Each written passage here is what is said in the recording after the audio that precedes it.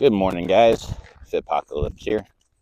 Out on my normal morning walk with the dogs. As usual, a little cold, a little snowy. Sitting right now, probably about the single digits, which made me actually think to myself, how am I dressing this morning? What am I doing to prepare for the cold? So, here I am. I'm going to give you just a basic overview of what I do to prepare for cold weather.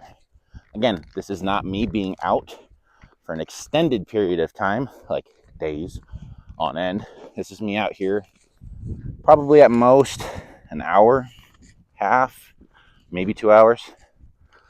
But I still got to get ready to be mobile and warm at the same time. Sorry, I have gloves on. I'm trying not to mess up my microphone attachment on my phone. Anyway, so what I'm doing overall, guys, is I'm dressing in 3 layers. My base layer, which is going to be something like, I've got some Columbia base layers on.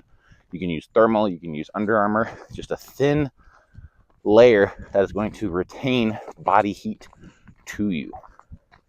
Then I have my mid layer, which for me is actually this hoodie that you see here. And in my britches, I've got a pair of sweatpants, just basic, nothing fancy sweatpants. The idea between a mid layer is to actually create space where heat can reside between the body and the outside. Okay.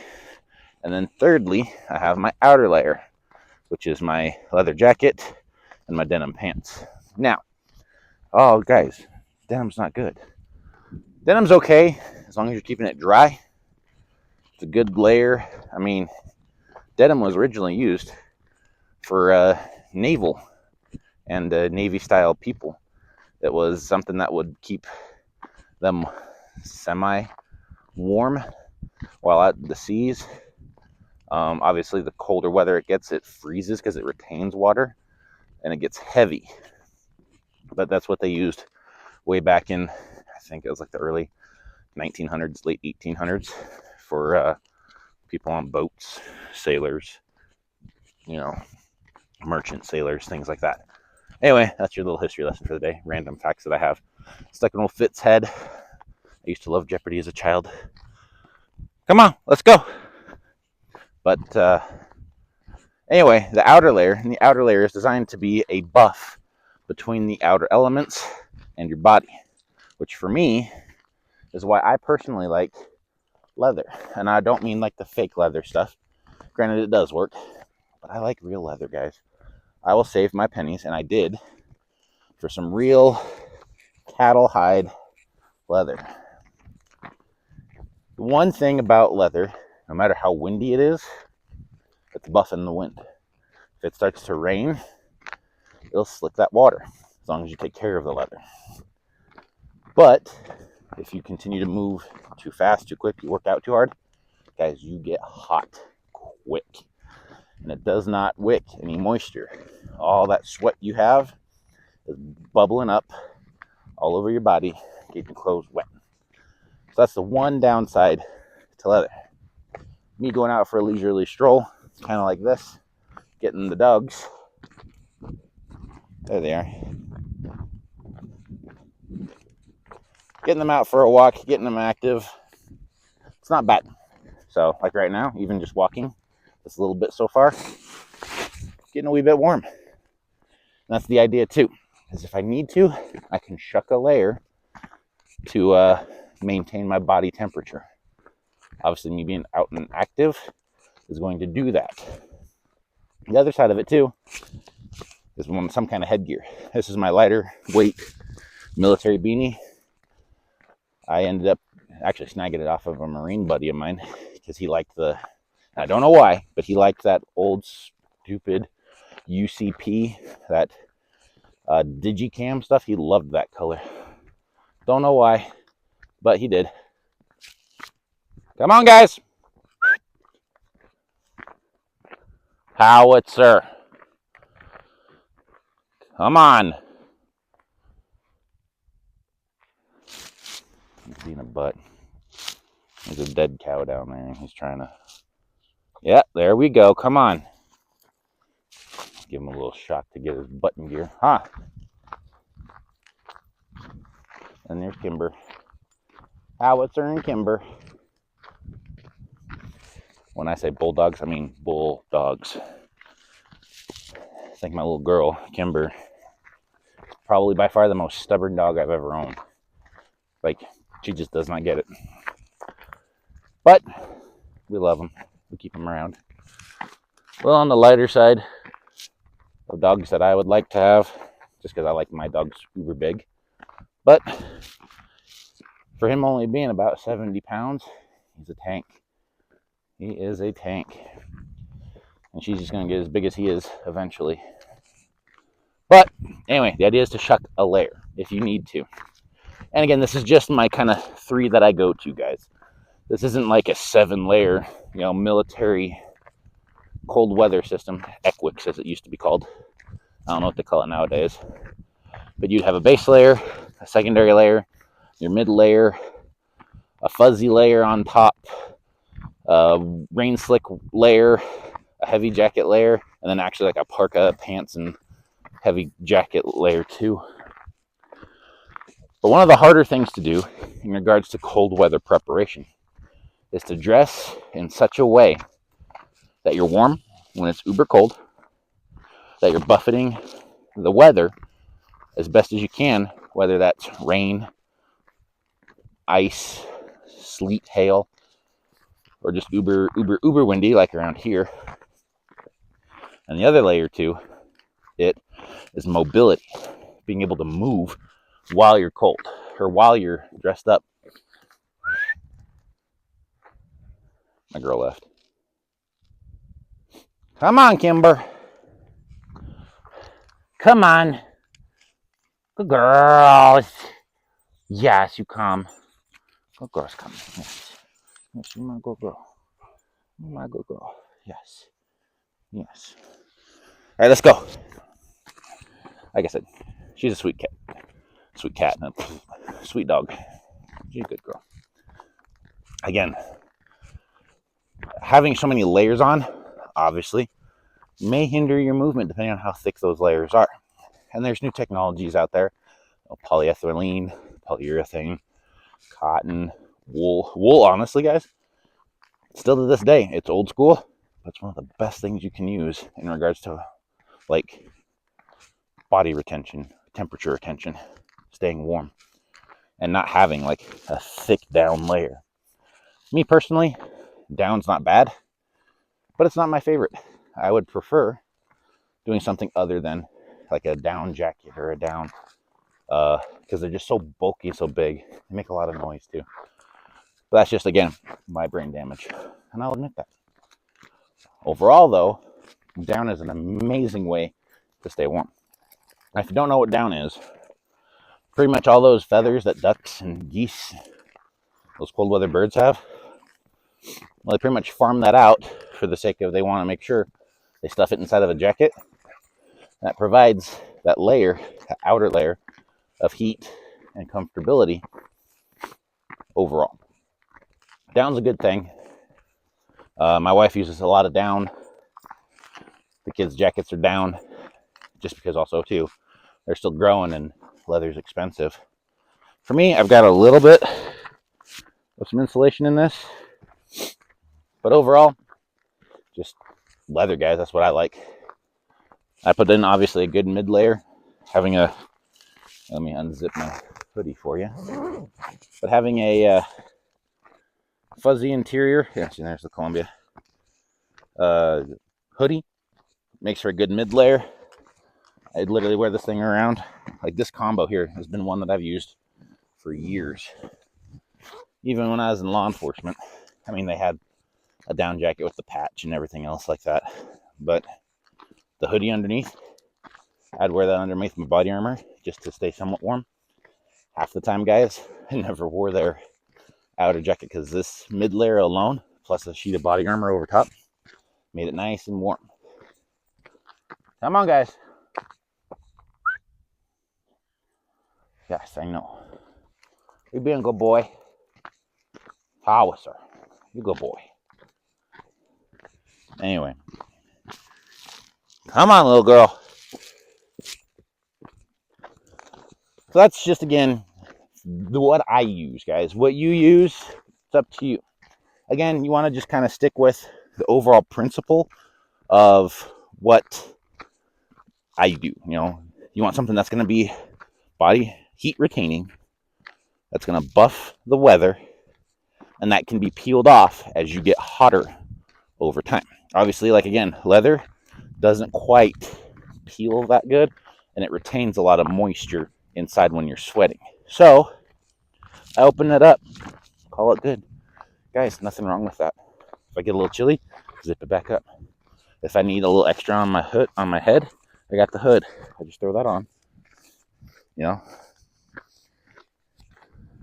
get a little extra layer on top to retain that heat. Even then, right now, guys, I'm about a mile into it. I'm going to actually peel that off. Put it in the pocket. Last time I did this, I almost lost it. But put it in the pocket, and here I am. I'm good to go. Another thing, too, is gloves.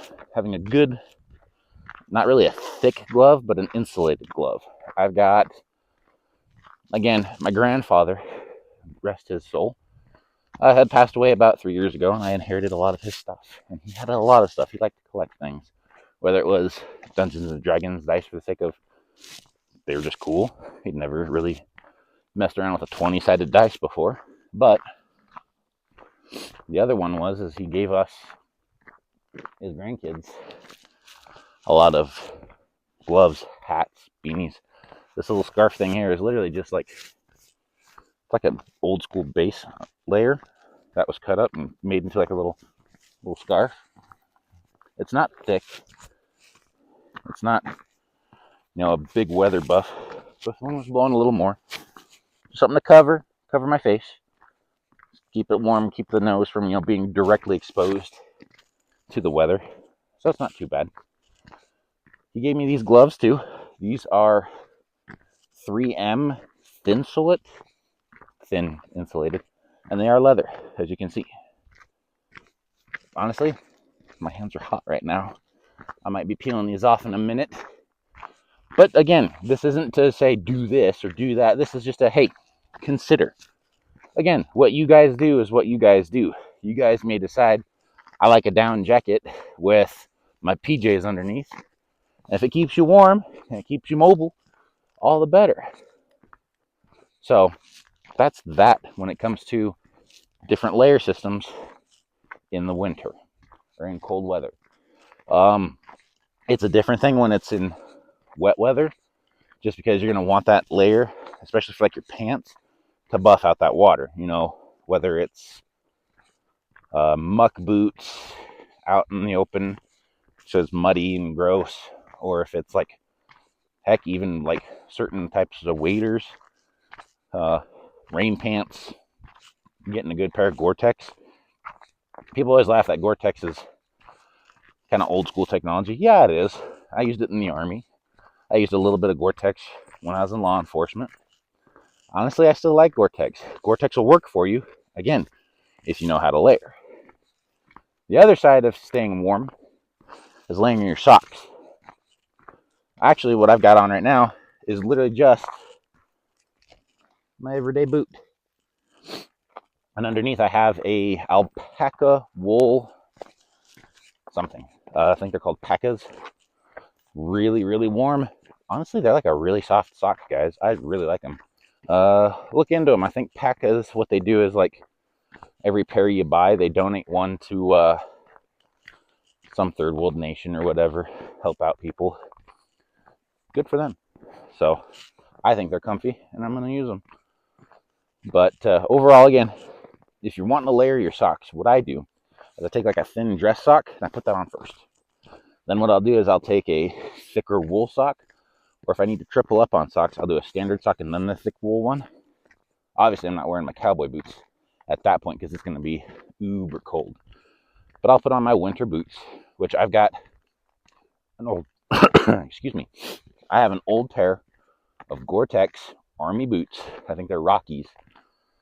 that you guys saw in my boot selection video. And then there's another selection of boots there. Go ahead and head back to my list and you'll see it. Older video. I think it was like my second or third video I ever did. But a good winter boot along with layered socks. And again, if you get too warm, depending on what you're doing, you guys can stop, peel a layer of sock, put your boot back on, and march back to it. Whether it's, you know, patrolling, moving around just for the sake of moving around, doing chores around the house, or, you know, the end actually happens and you're trying to scavenge for supplies. So it's up to you how you layer, what you layer with. But the idea, guys, just stay warm. Okay? You can drop it. She likes to eat things that she shouldn't. That's most dogs. Anyway, guys, layer up, stay warm, get out, and get after it.